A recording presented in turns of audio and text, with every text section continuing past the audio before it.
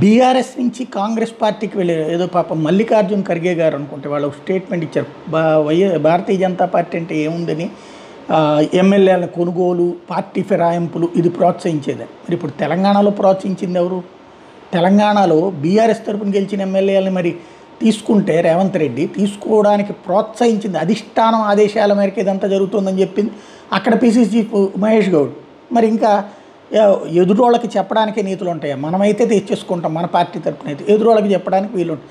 ఇంకా వాళ్ళు రాజీనామాలు చేయించి భారతీయ జనతా పార్టీకి వెళ్ళినటువంటి ప్రతి ఒక్కళ్ళతో రాజీనామా చేయించాక వాళ్ళని అక్కడ పోటీ చేయించి మళ్ళీ గెలిపించుకునే ఏర్పాటు, ఓడితే కనుక వేరే ఆల్టర్నేటివ్ చూసుకున్నారు. మరి కాంగ్రెస్ పార్టీ అట్లా చేయట్లేదే, తీసేసుకుంటోందే, ఎవరి చేత రాజీనామాలు చేయించట్లేదే.